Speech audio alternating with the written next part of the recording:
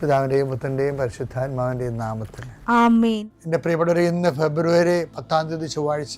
അമ്മേ പരിശുദ്ധ അമ്മേ, അമ്മേ പരിശുദ്ധമേ, ദൈവമാതാവേ, കൃപാസനത്തിലൂടെ ഞങ്ങൾക്കും ഞങ്ങളുടെ ദേശത്തിനും അമ്മ മധ്യസ്ഥം തേടി തന്ന എല്ലാ അനുഗ്രഹങ്ങൾക്കും കൃപകൾക്കും ഞങ്ങളിപ്പോൾ ഹൃദയം നിറഞ്ഞ നന്ദി പറയുന്നു.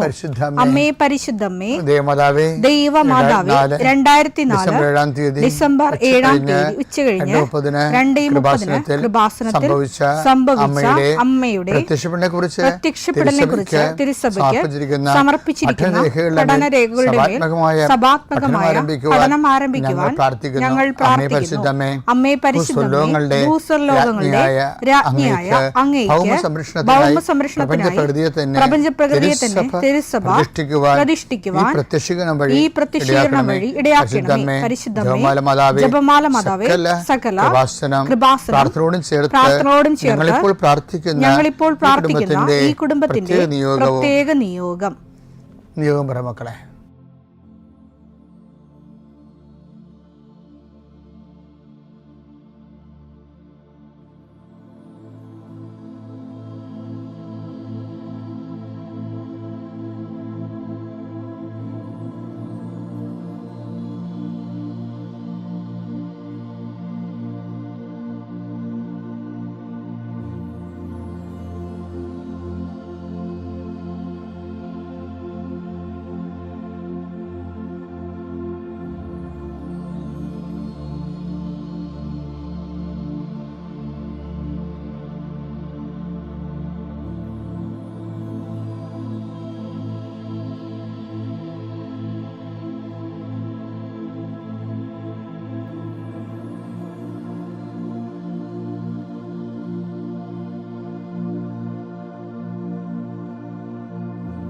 അമ്മയുടെ പ്രത്യക്ഷീകരണത്തിന്റെ ഈ അനുഗ്രഹവേളയിൽ ഞങ്ങൾക്ക് സാധിച്ചു തരുവാൻ കനിയണമേ.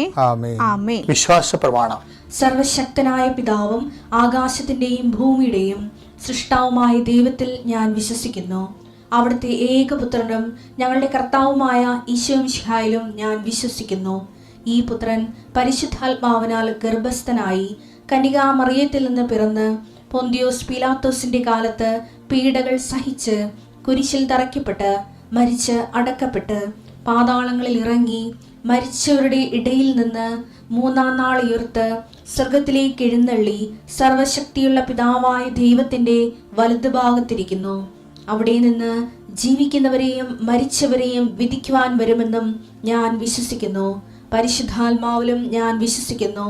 വിശുദ്ധ കത്തോലിക്കാ സഭയിലും പുണ്യവാന്മാരുടെ ഐക്യത്തിലും പാപങ്ങളുടെ മോചനത്തിലും ശരീരത്തിന്റെ ഉയർപ്പിലും നിത്യമായ ജീവിതത്തിലും ഞാൻ വിശ്വസിക്കുന്നു. ആമേൻ. സ്വർഗ്ഗസ്ഥനായ ഞങ്ങളുടെ പിതാവേ, അങ്ങയുടെ നാമം പൂജിതമാകണമേ. അങ്ങയുടെ രാജ്യം വരണമേ.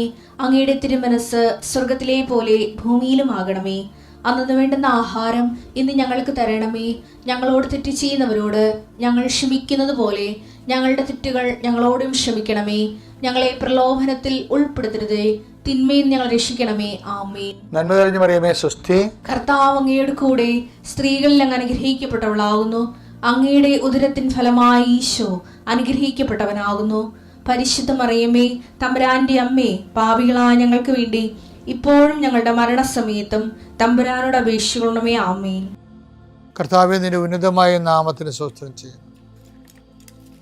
കർത്താവേ, നിന്റെ വിശുദ്ധ പൗരോഹിത്യത്തെ മഹത്വപ്പെടുത്തണമേ. കർത്താവേ, സഭയിലുള്ള സാന്നിധ്യം പ്രകടമാക്കണമേ. 40 വർഷം അർപ്പിച്ച കുർബാനയുടെ യോഗ്യതയാൽ കൃപാസ്ഥാനത്താരെ ജീവനോടെ പ്രത്യക്ഷപ്പെട്ട പരിശുദ്ധ അമ്മയുടെ പ്രത്യക്ഷീകരണ സ്ഥിരീകരണത്തിനായി ഇന്ന് കൃപാസ്ഥാനത്താരെ നടക്കുന്ന 10,000-കണക്കിന് മനുഷ്യരുടെ പ്രാർത്ഥനയോട് കൂടെ ദൈവവേദലെ ഞാൻ നിന്നെ ഈശോനാമത്തിൽ ആശീർവദിക്കുന്നു. ജോലി നഷ്ടപ്പെട്ടവരെ, വിസ പ്രോസസ് ചെയ്യാത്തവരെ, വിസ നഷ്ടപ്പെട്ടവരെ, വിസ തീർന്നു പോയവരെ, വിദേശ ജോലിക്ക് വേണ്ടി ശ്രമിക്കുന്നവർ, അതിനുവേണ്ടിയുള്ള ഒരുക്കങ്ങൾ പൂർത്തിയാക്കിക്കൊണ്ടിരിക്കുന്നവർ, ഇടയ്ക്ക് വെച്ച് ആ ഫയൽ ക്ലോസ് ചെയ്തിരിക്കുന്നവർ, പെൻഡിങ് ആയിരിക്കുന്നവർ, വിവാഹം ഒത്തുവരാത്തവർ, ഒത്തുവന്ന വിവാഹം നഷ്ടപ്പെട്ടു പോയതിൻ്റെ വേദന ഉള്ളവർ, മക്കളില്ലാത്തവർ, മക്കൾക്ക് വേണ്ടി ഇപ്പോൾ പ്രഗ്നൻ്റ് ആയിരിക്കുന്നതും അതേസമയം തന്നെ എന്തെങ്കിലും മെഡിക്കലായിട്ടുള്ള കുഴപ്പങ്ങളുള്ളത് വേദനിച്ചിരിക്കുന്നവർ, അവരെല്ലാം അമ്മയുടെ മധ്യസ്ഥത്തിൽ ഈശോ നാമത്തെ ആശ്രയിക്കുന്നു. ഭവനരഹിതർ, വീടില്ലാത്തൊരു, സ്ഥലമില്ലാത്തൊരു, വഴിയില്ലാത്തൊരു വീട് വിൽക്കാൻ ആഗ്രഹിക്കുന്നവരെ, എടുത്ത് മറ്റു സ്ഥലങ്ങളിലേക്ക് പോയി താമസിക്കാൻ ആഗ്രഹിക്കുന്നവർ, അവിടെ നിലവിലുള്ള ദോഷങ്ങളെ ഈശോ നാമത്തിൽ ബന്ധിക്കുന്നു. വിവാഹം ഒത്തുവരാൻ പോകുന്നു, അത് നടത്തിക്കൊണ്ടു പോകാനുള്ള പണമില്ല, അത് നടത്തിക്കൊണ്ടു പോകാനുള്ള, വിവാഹം നടത്താനാളില്ല, അപ്പനില്ല, അമ്മയില്ല, സഹോദരങ്ങളില്ല, ഉള്ളവർ തന്നെ വിവാഹം നടക്കരുതെന്ന് ആഗ്രഹിക്കുന്ന ഒറ്റപ്പെട്ടു പോണ ജന്മങ്ങൾ, മാതാവേ ആ വിഷയം ഏറ്റെടുത്തുകൊണ്ട് അമ്മ ഈസ്റ്റർ കഴിയുമ്പോൾ അത് നടത്തി കൊടുക്കാൻ ഇടയാക്കണം പ്രാർത്ഥിക്കുന്നു. എൻ്റെ കർത്താവിൻ്റെ ഉന്നതമായ നാമത്തിൽ വെള്ളമില്ലാത്തവർ, ഒത്തിരിയേറെ കുഴൽക്കിണർ കുത്തിയിട്ടും ഒത്തിരി ആഴത്തിൽ കുത്തിയിട്ടും പണം നഷ്ടപ്പെട്ടിട്ടും വെള്ളം കാണാത്തൊരു, ആ സ്ഥലം വിൽക്കാൻ പറ്റണില്ല, അവിടെ ജീവിക്കാനും പറ്റാത്ത വിഷയത്തിലുള്ള എല്ലാ മക്കളെയും കർത്താവിൻ്റെ നാമത്തിൽ ആശീർവദിക്കുന്നു. വീട് പണി തുടങ്ങാൻ പോകുന്നവർ, വീട് പൂർത്തിയാക്കാൻ പോകുന്നവർ, വീട് പരവാസത്തിൽ ആചരിക്കാൻ പോകുന്നവർ, അതിന് സാമ്പത്തിക കടങ്ങളുള്ളവർ, ലോൺ പാസ്സാകാത്തവർ, ലോൺ പ്രോസസ്സിലിരിക്കുന്നവർ, സിവിൽ നോട്ട് കുറവുള്ളവർ, പോയിൻ്റ് കുറവുള്ളവർ, ആ മേഖലകളിലെല്ലാം കർത്താവ് അവരുടെ കഴിവിനേക്കാൾ ഉപരി ദൈവത്തിൻ്റെ കൃപ കൊണ്ട് ആ വിഷയത്തിൽ ദൈവ തീരുമാനം ഉണ്ടാകാൻ ഇടയാക്കണമേ.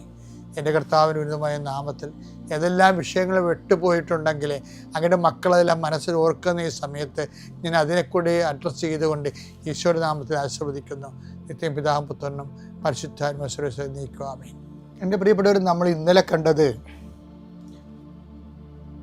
ദൈവം ഭാവി കാലത്തെ എങ്ങനെ നമ്മുടെ ഭാവി കാലത്തെ എങ്ങനെ നോക്കിക്കാണുന്നു എന്നുള്ളതാണ്. അതാണ് ഹവയോട് ചോദിച്ചത്, നീ എന്താണ് ചെയ്തത്? പക്ഷേ ദൈവം ഉദ്ദേശിച്ച അവളെ അനുദപിക്കുമെന്ന് ഓർത്തിട്ടാണ് അങ്ങനെയുള്ള ഒരു ചോദ്യത്തിൻ്റെ ചാൻസ് കൊടുക്കുന്നത്. അനുദപിക്കാൻ അവസരമാണതേ ശരിക്കും പറഞ്ഞാൽ. പക്ഷെ ആ വഴിക്ക് പരിശുദ്ധാത്മാവ് ഇല്ലാഞ്ഞ കാരണം അത് മനസ്സിലായില്ല. അനുദപിക്കാൻ അവസരം എന്ന് പറയുന്നത് എങ്ങനെയൊക്കെ വരുമെന്നൊക്കെ അറിയാൻ പറ്റത്തില്ല. ഹെബ്രായർ 12:17 പിന്നീട് അവകാശം പ്രാപിക്കാൻ ആഗ്രഹിച്ചപ്പോൾ അവൻ തിരസ്കരിക്കപ്പെട്ടുവെന്ന് നിങ്ങൾക്കറിയാമല്ലോ. കണ്ണീരോടെ അവനത് ആഗ്രഹിച്ചെങ്കിലും അനുദപിക്കാൻ അവന് അവസരം ലഭിച്ചില്ല. അനുദപിക്കാൻ ദൈവം ഇങ്ങനെ അവസരം കൊടുക്കും, പക്ഷെ മനസ്സിലാകത്തില്ല ചിലർക്ക്. അതാണ് വിഷയം. ഇപ്പം നമ്മുടെ മുതിർന്നവർ, നമ്മുടെ വീട്ടിൽ നിന്നൊക്കെ എന്തെങ്കിലും കുഴപ്പങ്ങളുണ്ടായി നമ്മൾ ചെയ്തു. അപ്പോൾ ചിലപ്പോൾ അപ്പൻ ചോദിക്കും, അമ്മ ചോദിക്കും, അല്ലെങ്കിൽ ഭാര്യ ചോദിക്കും, നിങ്ങൾ എന്താണ് ചെയ്തത് എന്ന് ചോദിച്ചാൽ ദൈവത്തിൻ്റെ സ്ഥാനത്ത് നിന്ന് അവർ ചോദിക്കണത്. എനിക്ക് വേറെ പടിയൊന്നുമില്ല അതിനൊക്കെ പറഞ്ഞുകൊണ്ട് നമ്മൾ ദൈവം ചോദിച്ച അനുദപിക്കാനുള്ള അവസരത്തെ, നമ്മുടെ തെറ്റുകളെ നീതീകരിക്കാൻ വേണ്ടി നമ്മൾ അവരെ ബ്ലോക്ക് ചെയ്യും. അതുതന്നെയാണ് കായനും ചെയ്തത്. എന്താണ്? ഞാനാണോ എൻ്റെ സഹോദരൻ്റെ കാവൽക്കാരൻ? പക്ഷേ അനുദപിക്കാൻ വേറെ ഒരാളിനൊരു അവസരം കൊടുത്ത് അയാളോടും ചോദിച്ചു. അയാൾ യൂറിയായെ കൊന്നു, അയാളുടെ ഭാര്യയെ സ്വന്തമാക്കി. അയാൾ അന്നത്തെ ഗതികെട്ട ജീവിതം കൊണ്ടാണ്. അയാളുടെ വൈഫൊക്കെ അയാളെ എതിർപ്പായിരുന്നു അയാളോട്, ദാവീദിനോട്. അയാൾ ഇസ്രായേലിന് വേണ്ടിയും ജീവമരണം വെച്ച് കർത്താവിൻ്റെ ഓഹരിയായ ഇസ്രായേലിന് വേണ്ടി നിലനിന്നതാണ്. കുടുംബത്തിൽ ഒരു സമാധാനം കിട്ടാത്തൊരു മനുഷ്യനാണ് ഇയാൾ. അപ്പോൾ പലതുകൊണ്ടും അവഗണന, മോസസിനെ ഉണ്ടായിരുന്ന പോലുള്ള അവഗണന ഇയാൾക്കുണ്ടായിരുന്നു, ദാവീദിനുണ്ടായിരുന്നു. അപ്പോൾ അയാൾക്ക് മുന്നിൽ കുറേ അബദ്ധങ്ങൾ സംഭവിച്ചു. അതിൻ്റെ പേരിൽ നമ്മൾ ഓർക്കണം, എപ്പോഴും നമ്മൾ ഈ അബദ്ധങ്ങളൊക്കെ സംഭവിക്കുന്നത്, അവഗണന വരുമ്പോൾ അബദ്ധങ്ങൾ സംഭവിക്കും. അത് മറന്നു പോകരുത്. നിങ്ങളുടെ വീട്ടിലായാലും നിങ്ങളുടെ ജോലി സ്ഥലത്തായാലും അബദ്ധങ്ങൾ സംഭവിക്കും. ദാവീദിന് അങ്ങനെ അവഗണന വന്നതാണ്. സ്വന്തം വൈഫിൽ നിന്നൊക്കെ കളിയാക്കുമായിരുന്നു. നീ രാജാവാണോ, തുണിയില്ലാതെ മറ്റു പെണ്ണുങ്ങളുടെ കൂടെ നൃത്തം ചെയ്യണം, നാളെ അതൊക്കെ അവർ ചോദിക്കുക ഇയാളോട്. ഇയാൾക്ക് ഒരു അംഗീകാരം കിട്ടിയില്ല. അപ്പോൾ ഇയാൾ ബത്ശേബയെ കണ്ടപ്പോൾ അങ്ങനെ ഒരു ആകർഷണനായി. പിന്നെ അതെല്ലാം അബദ്ധമായിപ്പോയി. അബദ്ധങ്ങളെല്ലാം കഴിഞ്ഞപ്പോൾ ദൈവം ഇയാളോട് ചോദിക്കും, നീ എന്താണ് ചെയ്തത്? ആ ചോദ്യം തന്നെയാണ് കായനോടും ആ ചോദ്യം തന്നെ അവയോടും ചോദിച്ചത്. പക്ഷെ ഇവനോട് ചോദിക്കുമ്പോൾ ഉത്തരം വ്യത്യസ്തമാണ്. അത് നമ്മൾ ശ്രദ്ധിക്കണം. അത് 2 സാമുവേൽ 12:9 എന്തുകൊണ്ട് നീ എന്നെ അനുസരിക്കാതെ എന്റെ മുൻപാകെ ഈ തിന്മ ചെയ്തു. അപ്പൊ ദൈവം ചോദിക്കുകയാണ്, നാഥാനിലൂടെയാണെന്നേ ഉള്ളു, എന്തുകൊണ്ട് നീ എന്റെ വചനം അനുസരിക്കാതെ ഈ തിന്മ ചെയ്തു എന്ന് ദൈവം ചോദിക്കുകയാണ്. പക്ഷെ ആ പാവപ്പെട്ട ഉത്തരം കേട്ടെ, 2 സാമുവേൽ 12:13. അത് അവ്വയുടെ ഉത്തരമല്ല, അത് കായന്റെ ഉത്തരമല്ല. അതാണ് ദാവീദ് എന്ന് പറയുന്നത്. അവന് അത് അനുദപിക്കാനുള്ള അവസരമാണെന്ന് മനസ്സിലായി. ആ ചോദ്യം, നീ എന്തുകൊണ്ട്, എന്താ ചോദ്യം എന്താണ്? എന്തുകൊണ്ട് നീ എന്നെ അനുസരിക്കാതെ എന്റെ മുൻപാകെ ഈ തിന്മ ചെയ്തു. അപ്പൊ ആ ഒരു ചോദ്യത്തിന് അനുദപിക്കാനുള്ള അവസരമാണെന്ന് ദാവീദിന് പറഞ്ഞു കൊടുത്തത് പരിശുദ്ധാത്മാവാണ്. അതാണ് ഈ ഹവ്വായും ദാവീദും തമ്മിലുള്ള വ്യത്യാസം. ഇവൻ തെറ്റ് ചെയ്തെങ്കിലും പരിശുദ്ധാത്മാവ് ഇവനെ അബാൻഡൻ ചെയ്യുന്നില്ല.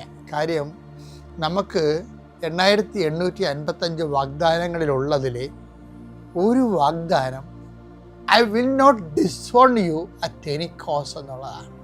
അത് വാഗ്ദാനമാണ്. ഒരു കാരണവശാലും ഞാൻ നിന്നെ ഉപേക്ഷിക്കത്തില്ലെന്ന് ദൈവത്തിൻ്റെ വാഗ്ദാനത്തിലുള്ളതാണ്. അപ്പം ആ ഒരു പ്രൊവിഷനിൽ പരിശുദ്ധാത്മാവ് പിടിച്ചു നിൽക്കുകയും ഇവനെ ലെഫ്റ്റ് ഓർഫണാക്കണില്ല. എന്നിട്ട് ചോദിക്കുകയാണ്, നീ എൻ്റെ ദൈവം ചോദിക്കുമ്പോൾ ദൈവം ഇങ്ങനെ ചങ്ക തകർന്ന് ചോദിക്കണതാണ്, എന്താണ് നീ എന്നെ അനുസരിക്കാഞ്ഞത്? ലോകത്തെല്ലാവരും എന്നെ നിരാകരിച്ചാലും നീ എന്നെ നിരാകരിക്കത്തില്ലെന്നാണ് ഞാൻ കരുതിയത്. എന്തുകൊണ്ട്, നിനക്കെന്ത് പറ്റിയെന്ന് ചോദിക്കും.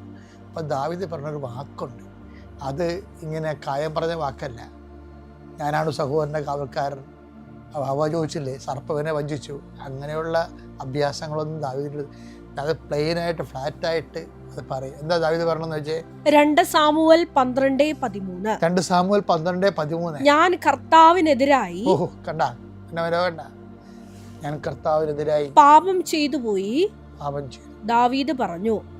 നാഥാൻ പറഞ്ഞു, കർത്താവ് നിന്റെ പാപം ക്ഷമിച്ചിരിക്കുന്നു, നീ മരിക്കുകയില്ല.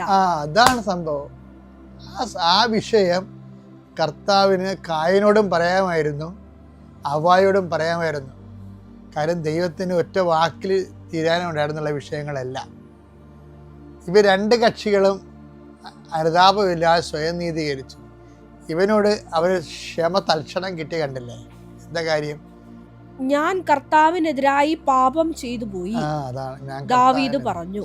കർത്താവിനെതിരായി പാപം അംഗീകരിച്ച സംഭവം അത് വല്ലാത്താണ്. നമുക്ക് അനുതാപം എന്ന് പറയുന്നത് അതിൻ്റെ ആദ്യത്തെ ഭാഗം അംഗീകരിക്കലാണ്. അബദ്ധം പറ്റിയത് അംഗീകരിക്കും. അപ്പോൾ ഇത് എപ്പോഴും നമ്മുടെ ഭൂതകാലത്തെക്കുറിച്ചുള്ള ദൈവത്തിൻ്റെ ഇടപെടലിനെ, ദൈവതിരുസന്നിധി നിലനിൽക്കാനുള്ള ഒരു മാർഗം അത് നമ്മൾ അംഗീകരിക്കുന്നതാണ്.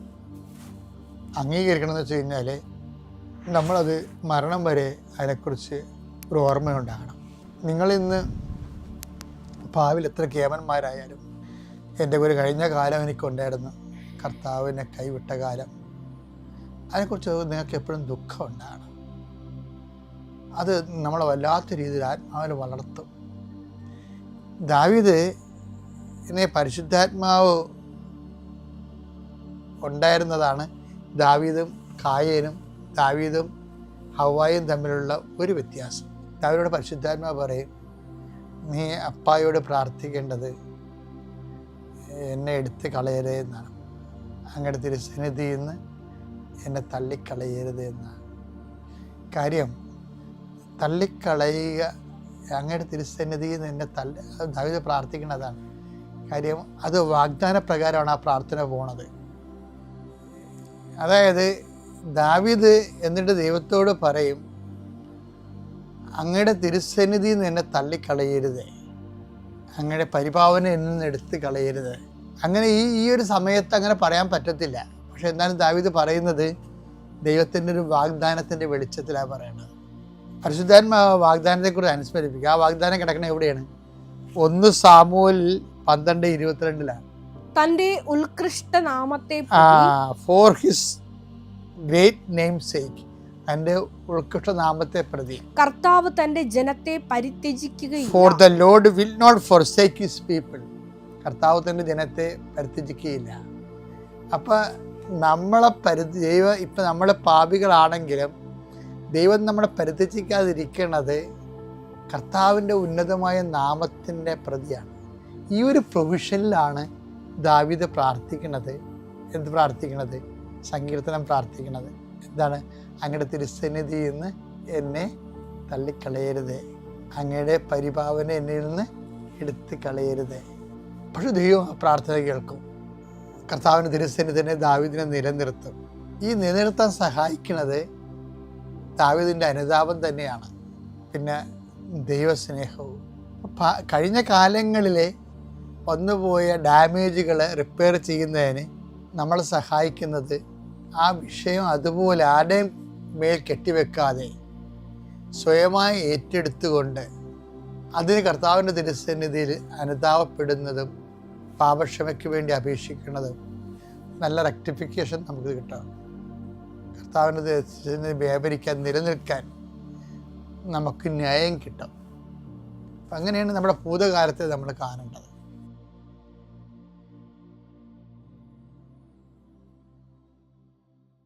അത്യപൂർവ ദൈവാനുഭവങ്ങൾ ഇനി നിങ്ങൾക്കും സ്വന്തം. ഈ യൂട്യൂബ് ചാനൽ ഇതുവരെ സബ്സ്ക്രൈബ് ചെയ്തിട്ടില്ലെങ്കിൽ ഇപ്പോൾ തന്നെ സബ്സ്ക്രൈബ് ചെയ്യുക. ഈ വീഡിയോ ഇപ്പോൾ തന്നെ നിങ്ങളുടെ സുഹൃത്തുക്കൾക്ക് ഷെയർ ചെയ്തുകൊണ്ട് കർത്താവിൻ്റെ പ്രേക്ഷിതരാകുക.